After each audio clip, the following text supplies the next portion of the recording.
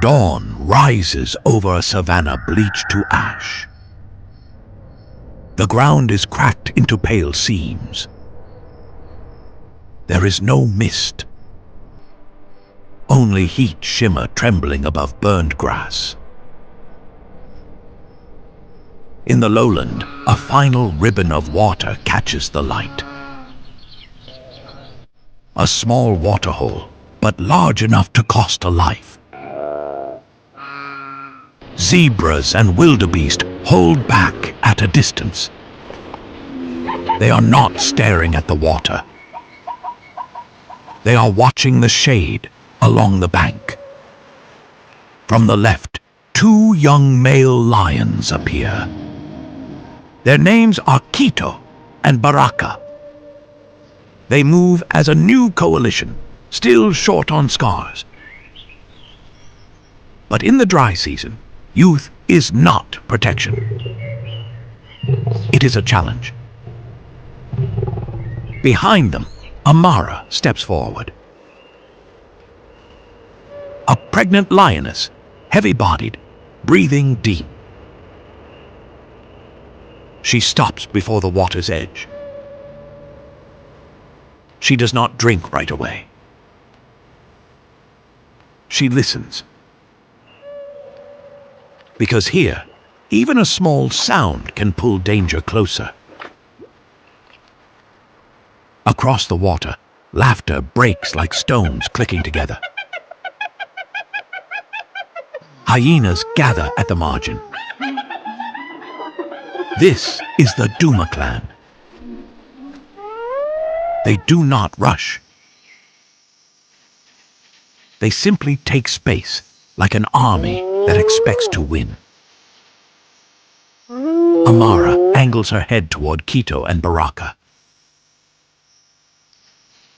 In her eyes is a question that needs no words.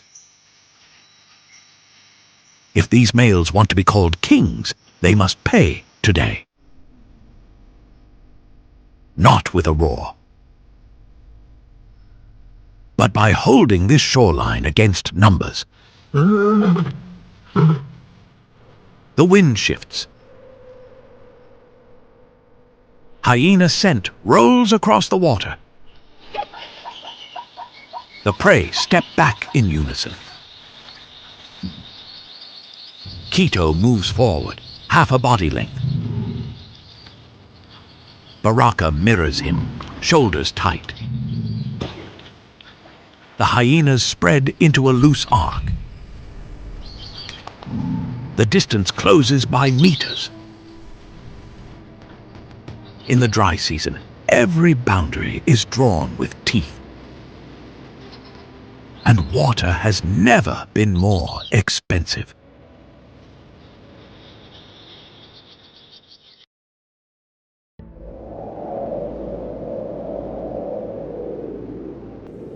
The rains arrived and then vanished like a broken promise. Green fades from the grass in a matter of weeks.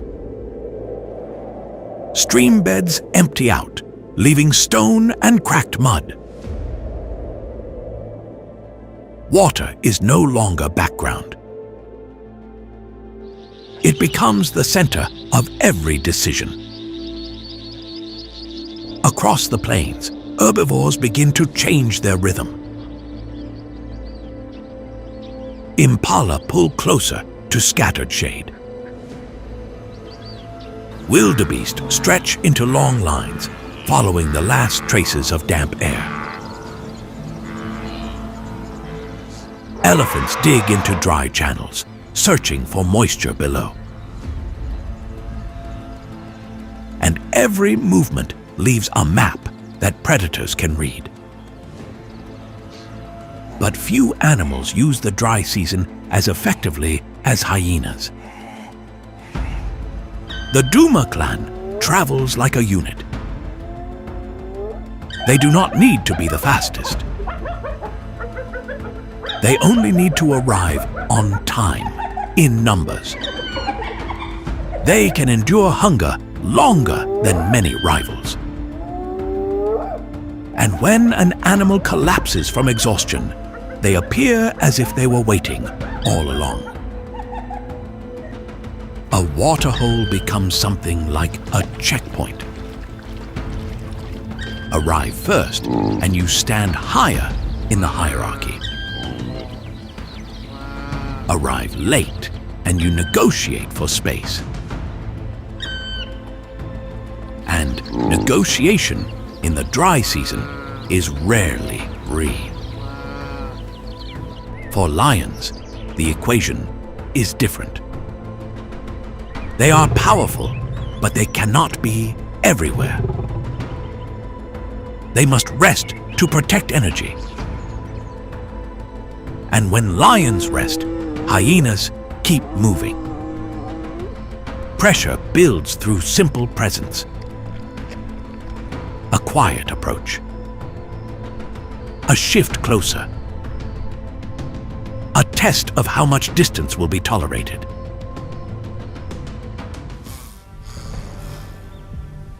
On the edges of this system, solitary predators survive on secrecy.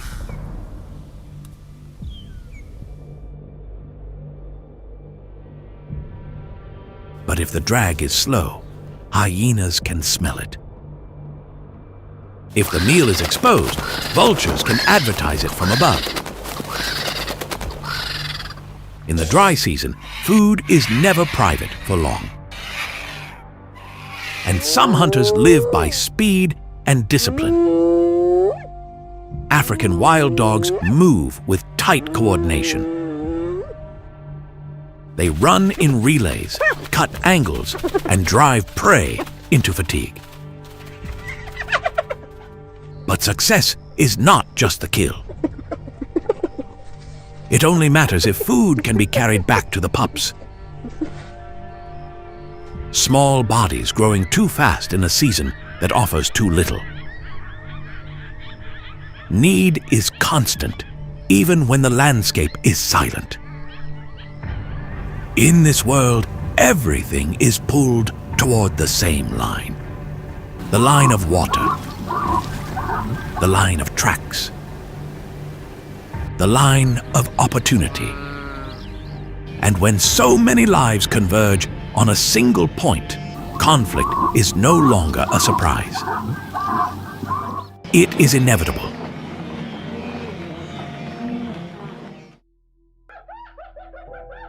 The Duma clan is not just large. It is organized. And that order is enforced with teeth. Among the hyenas clustered near the water, one animal is noticeably smaller. His name is Sefu. A lean frame, narrow shoulders, always half a step behind. In the wet season, that simply means less food. In the dry season, it can mean the end. Sefu doesn't choose his position. He is pushed to the edge, where dust is thickest, where the scent of meat arrives last. When the clan reaches a fresh carcass, it turns into a rush. The strongest press forward. The weakest are shoved aside. Sefu tries to slip through a gap. A warning bite snaps near his ear. A growl freezes him in place. And for a moment, all he can do is swallow. But Sefu learns quickly. He learns to read where the dominant heads are turned. He learns to wait for the instant attention shifts. He learns to snatch a small piece and retreat before the next strike lands. In the Duma clan, courage is not always charging in. Sometimes it is knowing exactly when to disappear.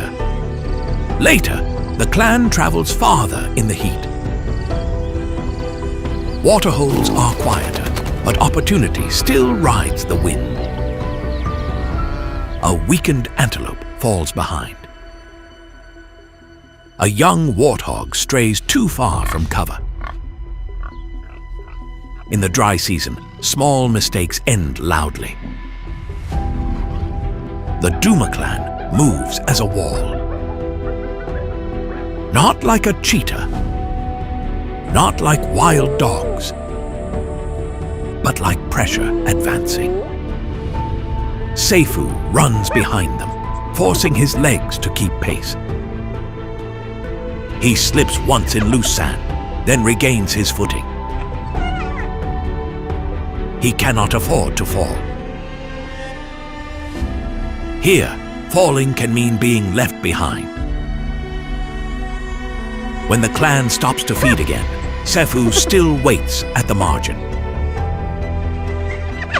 But this time, he does not back away as far. He steps forward once,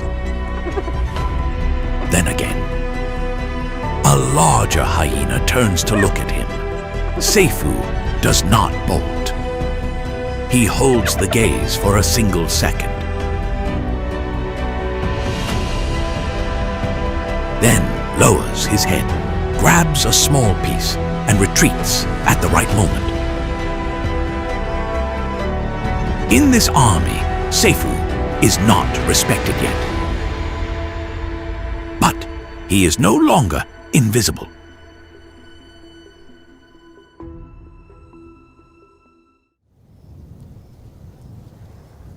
At the edge of the savannah, where grass gives way to scattered trees, shade becomes a resource of its own.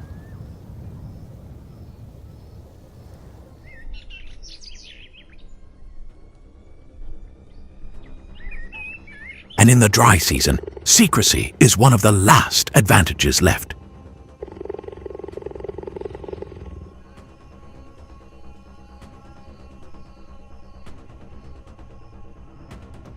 She is not large, but she is efficient.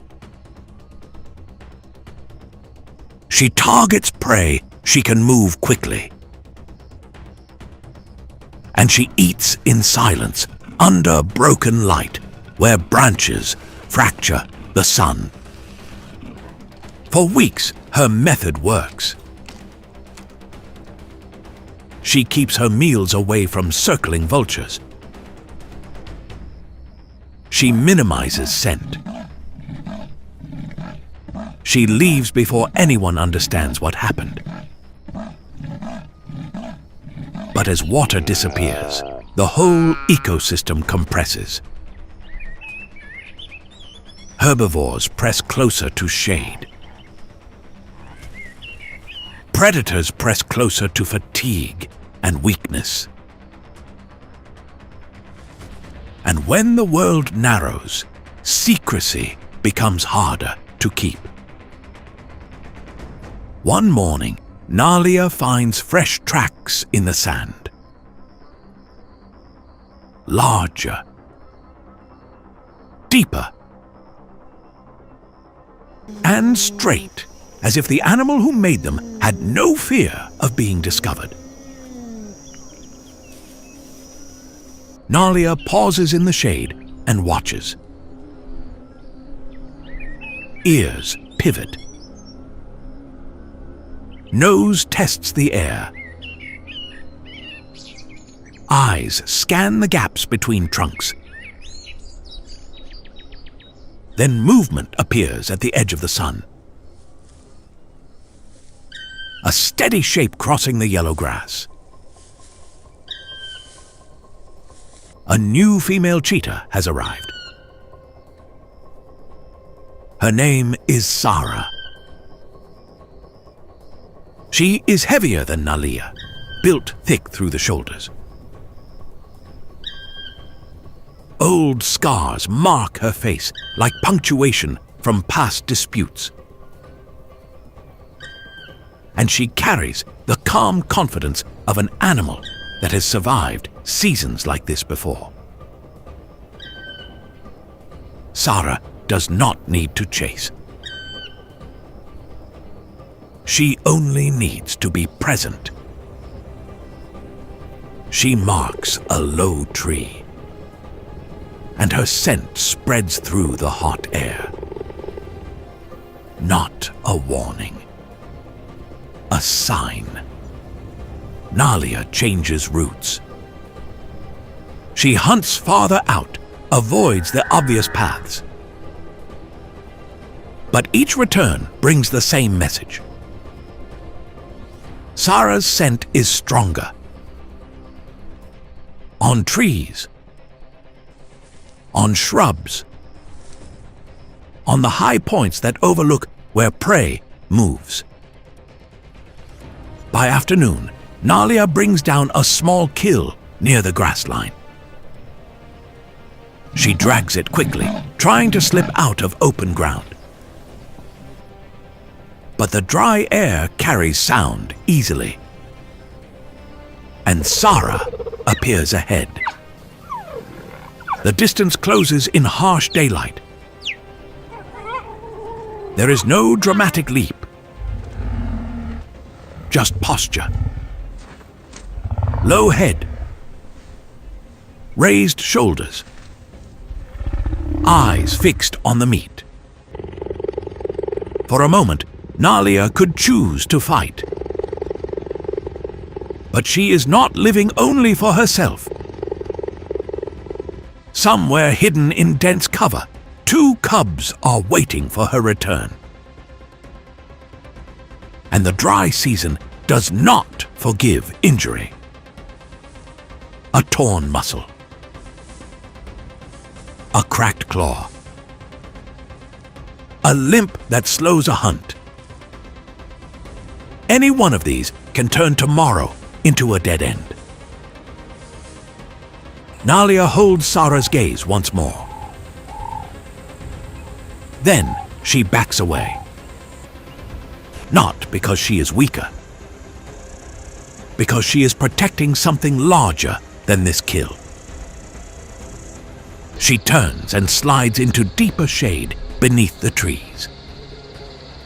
The forest is still here, but now it carries Sarah's scent.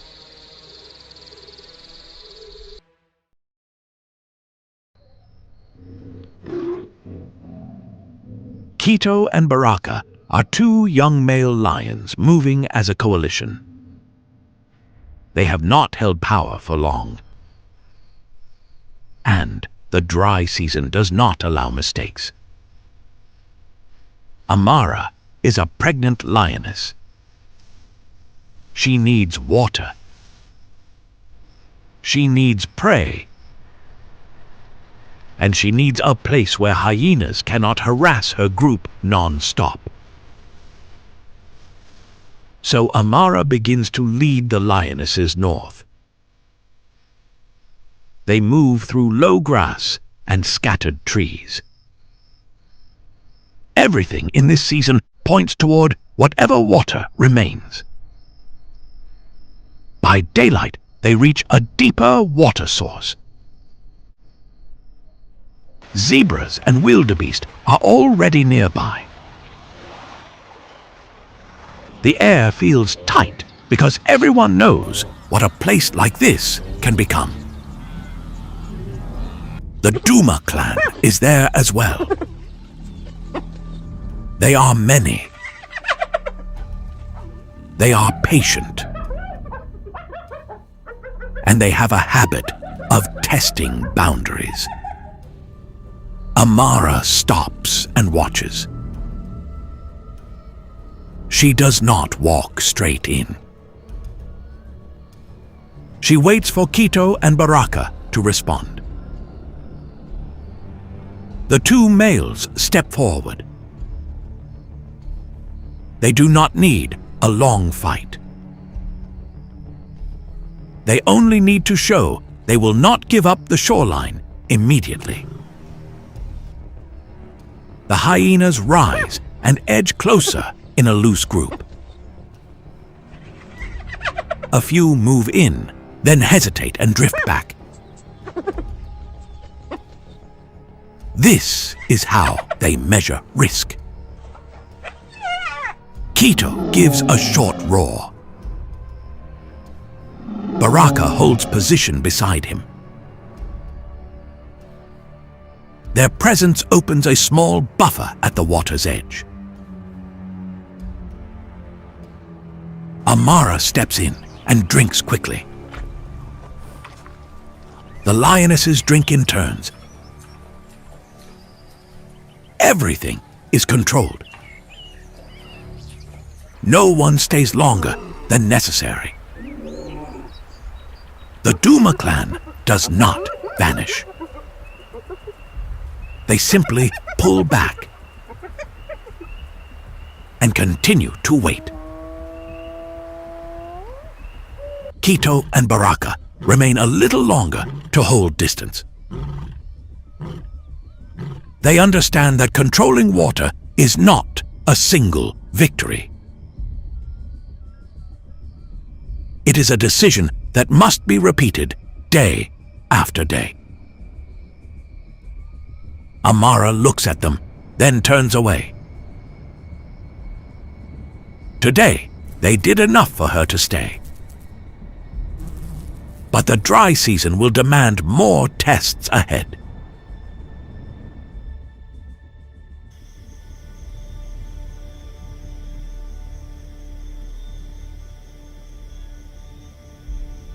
She has secured a better hunting area. But the dry season never gives without taking. It simply trades one risk for another. Sarah is raising young. And in the dry season, raising young means living with shortage. Short on time. Short on food. Short on safety. By day, Sarah moves along the edges of trees and low brush. She looks for the easiest targets. Animals that are weak. Animals that drift away from the group. Animals that linger too long in the shade.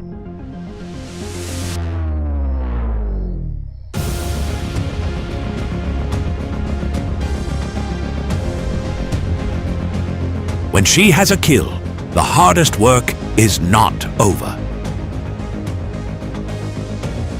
She must move it to cover. Somewhere concealed. Somewhere harder to discover. In this season, vultures see almost everything. And hyenas can smell almost anything. Sarah does not need a large meal. She needs the right meal at the right time. And she needs to bring food back for her young. Motherhood is not only hunting. It is choice. Every time she leaves, she bets she can return in time. Every time she stays, she bets her body can last one more day. So Sarah adjusts. Shorter movements. Faster decisions. And a steady avoidance of places marked by hyena traffic. Even then, pressure builds. The scent of blood draws attention. The shadow of vultures on the ground can signal that someone else is watching. In the dry season, success is loud, even when you stay silent. Sarah keeps her composure. She cannot panic. because panic creates mistakes. And mistakes in this season rarely get corrected. On one hot day, Sarah has to leave again. She crosses a brief open stretch, then disappears into grass and brush, hunting without sound. When she returns, she does not rush straight in. She pauses. She watches. She tests the wind. She checks for signs that she has been followed. Only then does she move back toward her young. Fast. Clean. With as little trace as possible. The dry season does not just drain water. It drains the space for error. And for a mother like Sarah, every day that passes is a day she has pulled the future a little farther forward.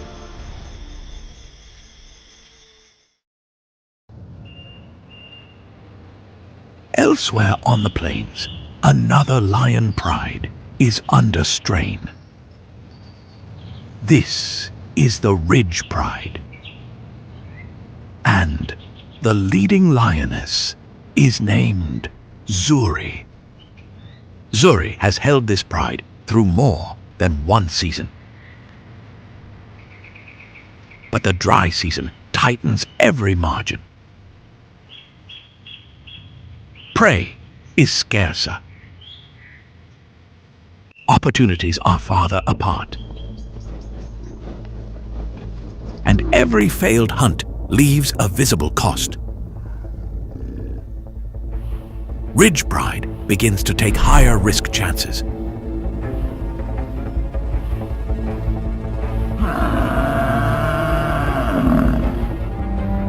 Harder prey.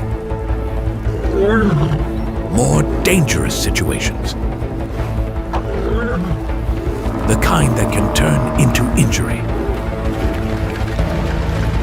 In the wet season, they could abandon a bad option and wait.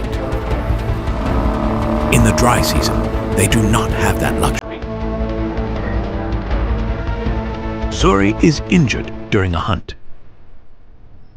We do not need to know exactly how. We only see the result. A limp. Heavier breathing. Longer rests in thin shade. An injury does more than hurt a body. It slows a whole group. Younger lions grow impatient. They spread out more. They arrive at water with less discipline. And hyenas notice immediately. Harassment becomes more frequent. Hyenas edge closer when the pride feeds. They press in when the pride rests. Not because they are stronger than a lion one-on-one, but because they sense weakness in the system. Zuri still tries to hold order. She stands when she must. She roars to keep distance. She moves the pride away from places that feel too exposed. But every time she rises, she pays in pain. And in the dry season, pain means energy loss. Energy loss becomes hunger. And hunger forces risk. Ridge pride has to hunt again. Not because they want to, because there is no alternative. Zuri gets up and follows. Slower now, but still moving. Because if she stops, her authority can vanish in a single day. The dry season does not overthrow leaders with one great battle. It overthrows them through small days, small failures, small injuries, until the entire structure can no longer hold.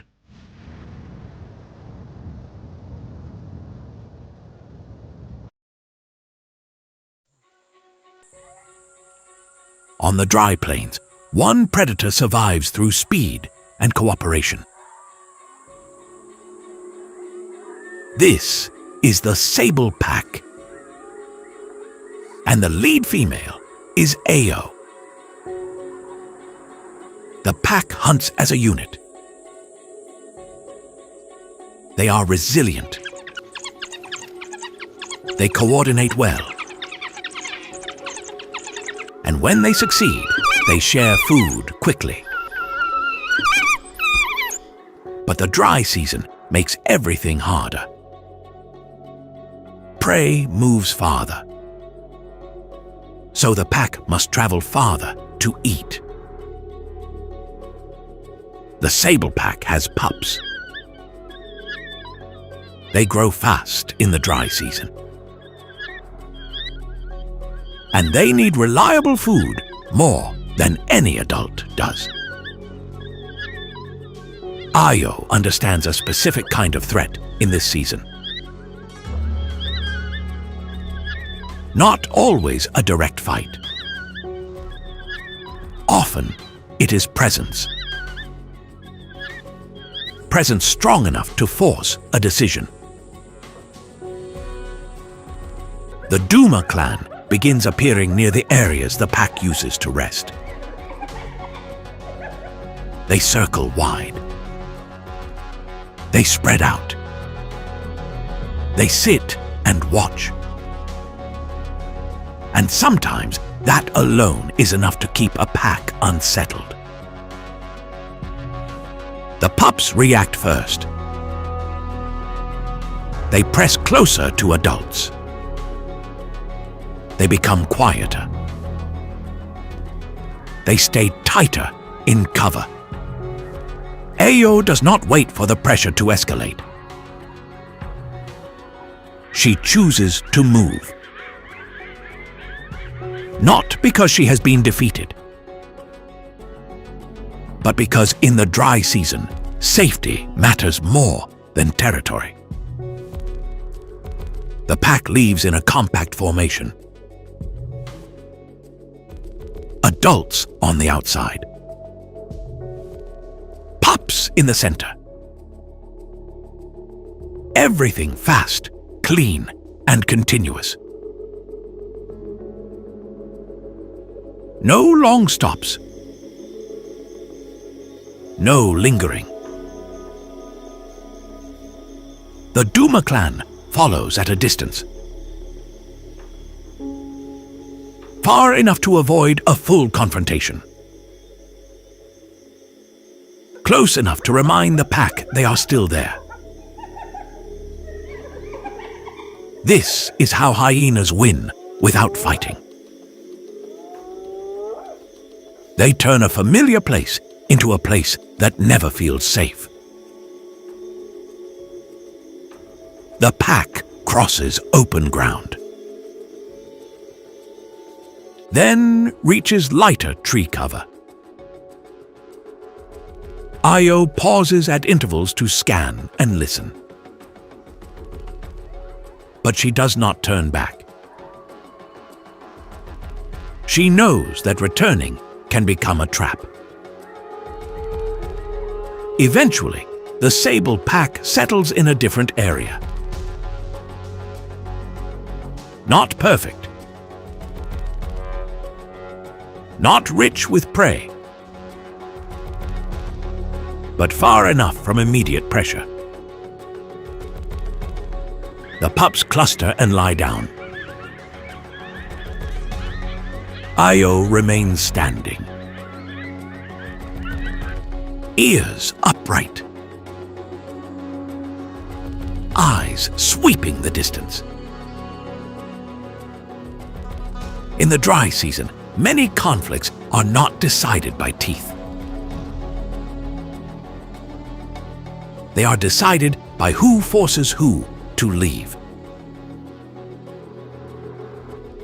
And today, the Duma clan achieved that with nothing but presents.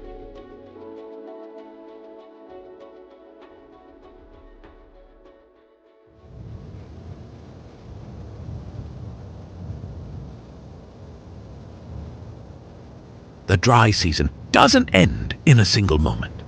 It settles slowly, like dust covering every track.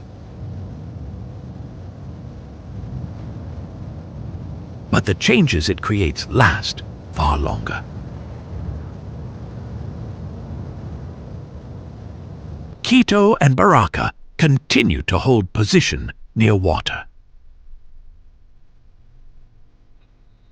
Each day is a repeated act of vigilance. Not to impress rivals, but to give Amara one more safe day. In the dry season, the future begins in small increments.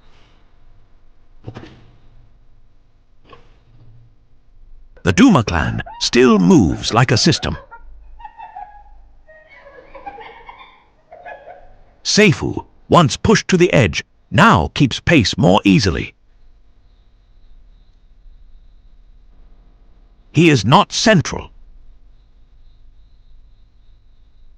but he has a place. And in this season, having a place is a form of survival. In the scattered trees, Sarah continues the hardest work, keeping herself strong enough and keeping her young alive. No dramatic victories are required. Only the discipline not to lose in small ways. And Nalia, displaced from her former ground, keeps moving forward. She carries a lesson the season teaches without words. When a stronger competitor arrives at the right time, the smartest choice can be to leave.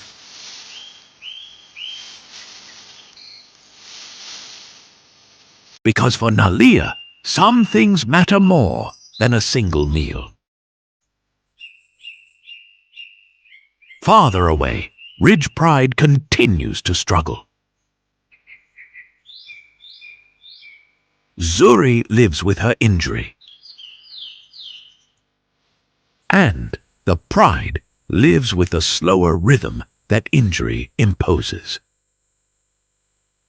In the dry season, a wound does not just hurt.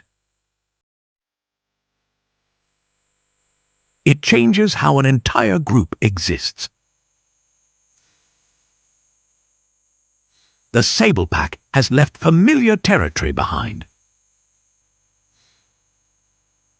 The pups are still there. But the sense of safety has changed. They have learned early what this season rewards.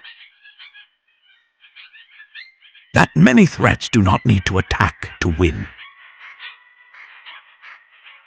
They only need to make you abandon the place you need most.